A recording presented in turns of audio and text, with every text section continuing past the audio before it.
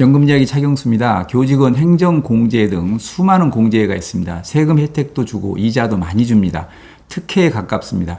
투자하는 건 싫고 은행보다 이자를 많이 주니까 수십 년간 공제에만 몰빵하기도 합니다. 공제에 몰빵하면 세금과 건보료에서 낭패 볼 수 있습니다. 공제에 세금 없는데? 정말 그런지 IRP와 공제를 8가지 측면에서 비교해 보겠습니다. 먼저 IRP와 공제 이자를 비교해 보겠습니다. 공제 이자가 시중은행보다 훨씬 높다. 팩트입니다. 그런데 시중은행이 아니고 연금 계좌인 IRP 계좌에서 저축은행에 운용하면 얘기가 달라집니다. 작년 시중금리가 고점일 때 IRP 계좌에서 매수할 수 있는 저축은행 이자가 6.5%였습니다. 제가 직접 가입한 겁니다. 6.5라는 숫자 보이시죠? 예금자 보호 때문에 하나의 저축은행에 다 넣지 않고 4,500만 원씩 쪼개서 6.5%짜리는 3년, 6.1%짜리는 5년 만기입니다. 앞으로 금리가 아무리 떨어져도 5년 누적 월 복리로 30% 정도 이자가 붙습니다. 연금보험 10년 부호야 겨우 본전 나오고 변액연금은 10년 넣어도 마이너스인 경우도 있습니다. 5년에 30% 고정이자면 저는 훌륭하다고 봅니다. 그때 행정공제이자가 3.85%였습니다. 공제이자가 가장 높다고 했는데 그럴 리가 없다고 하실 겁니다. 맞습니다. 그것도 10월까지 3.5%에서 11월부터 조정된 겁니다. 지금은 이자율이 어떨까요? 5% 넘을 때도 있었는데 지금은 4.69%입니다. 6월 현재 M증권사 IRP 계좌에서 매수할 수 있는 저축은행 예금이 이자가 4.5%입니다. 공제이자가 조금 더 높습니다.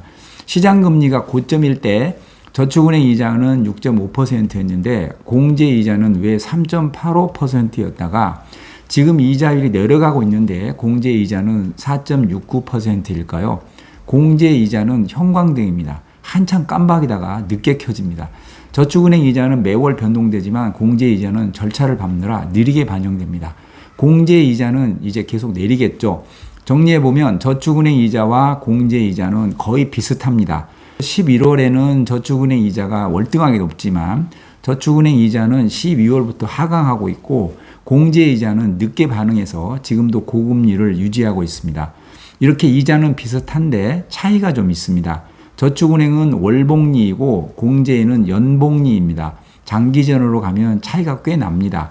그리고 저축은행은 이자가 높을 때 만기를 길게 가져갈 수 있습니다. 예를 들어 제가 작년에 11월에 들었던 6.5%짜리는 3년간 고정적으로 6.5%씩 받고 6.1%짜리는 5년간 고정으로 받습니다. 3, 4년 후에 6.1%는 매우 커 보일 겁니다. 하지만 공제에는 내가 이자율 높을 때 만기를 길게 가져갈 수는 없죠.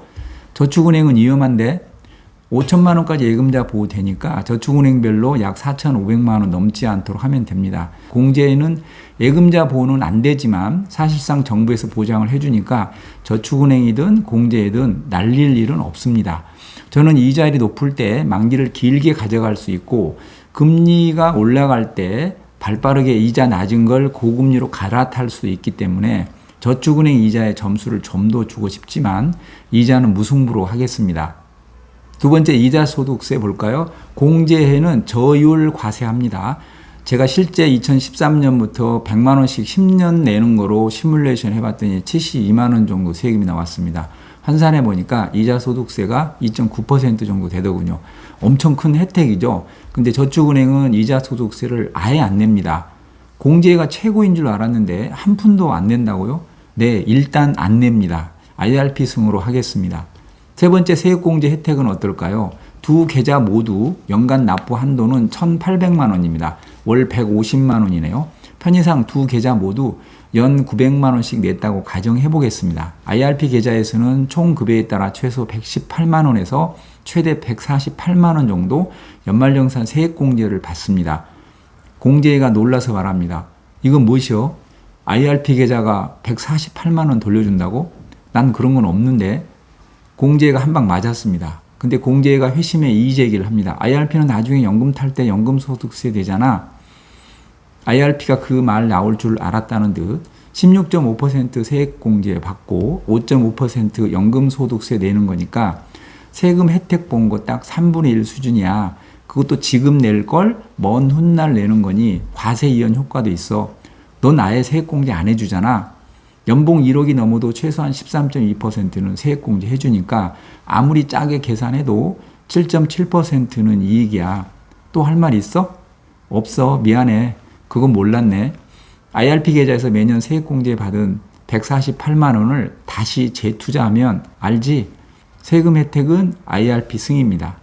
네 번째, 중도 인출 해지가 필요할 때입니다. IRP는 55세 전에는 아주 특별한 경우 아니면 인출을 못합니다. 해지는 할 수 있는데 무려 16.5% 세금을 토해내야 합니다. 거의 죽음이죠. 반면 공제에도 중도 인출은 못하지만 해지를 해도 IRP처럼 무식하게 세금을 토해내진 않습니다. 180일만 지나면 이자의 90%까지 내줍니다. 거의 손해가 없죠. 중도 해지 시 공제 승입니다. 노후 연금 목적으로 낸 돈을 중도에 해지해서는 안 되겠죠. 그런 일이 없도록 종잣돈은 ISA 계좌에서 따로 주머니를 차고 있어야 합니다. 아무튼 절대 해지 안 한다고 했는데 숨 넘어가는 급전이 필요해서 중도에 해지하면 IRP 계좌는 망한다입니다. 편리성, 심리적인 안정성 측면입니다.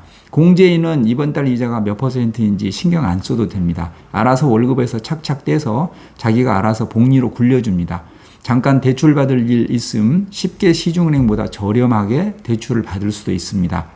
반면 IRP는 평생 예금만 하면 무척 귀찮습니다. 매달 예금에 가입해야 하고 그거 만기 차면 다시 또 어디가 이자가 높은지 알아봐야 하고 손품을 많이 팔아야 합니다.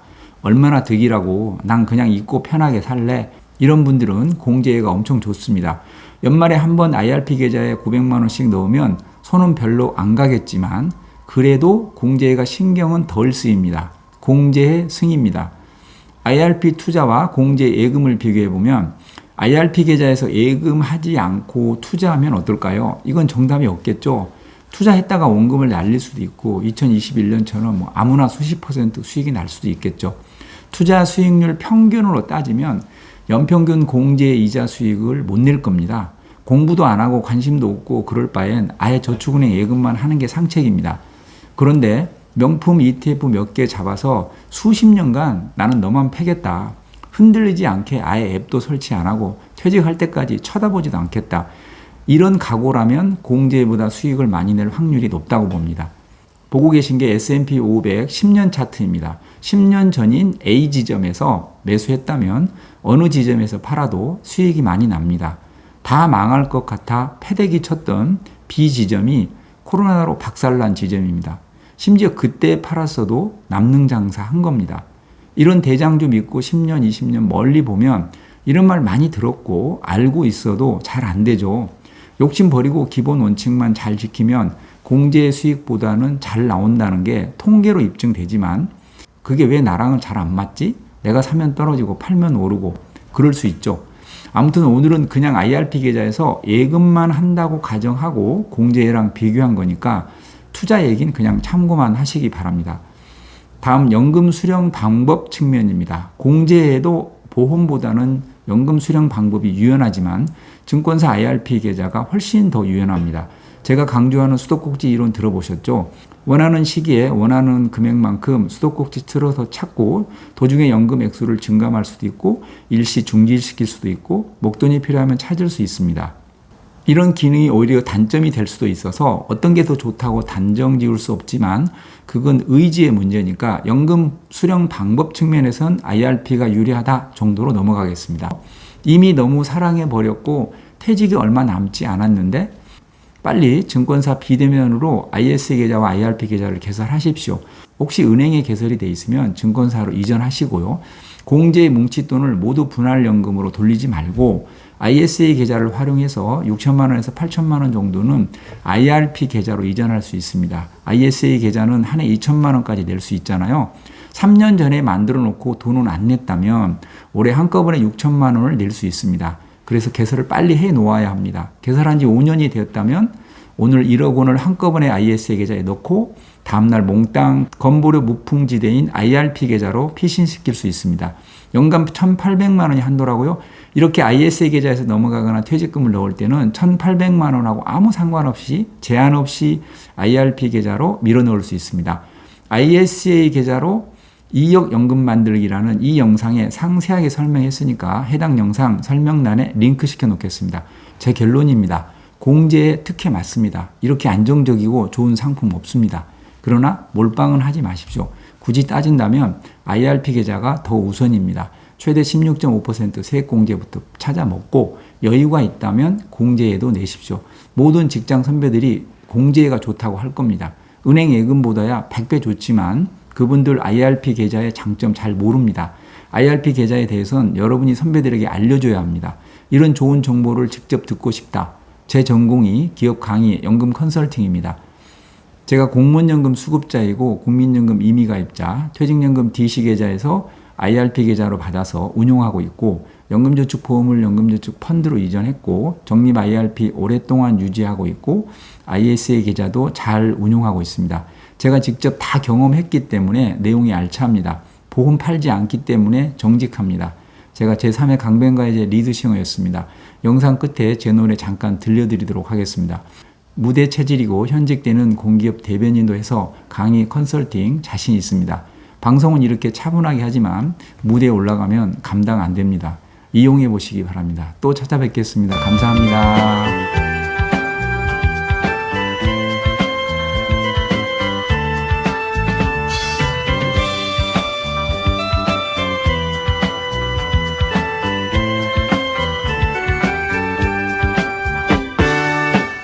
저녁 햇살 비칠 때 기적 소리 들으며 아름다운 꿈 씻던 옛 친구들 생각이 난다. 모두 다 어디 갔나 보고픈 내 친구들. 지금 나 혼자 남아 옛 생각에 잠기어본다. 내가 만든 기차를 타고 저 들판을 지나 저 언덕을 넘어. 내가 만든 기차를 타고 저 숲을 지나 저 파도를 넘어. 달려 달려 내리지 않네. 나는 이제 세상에 전혀 없소라.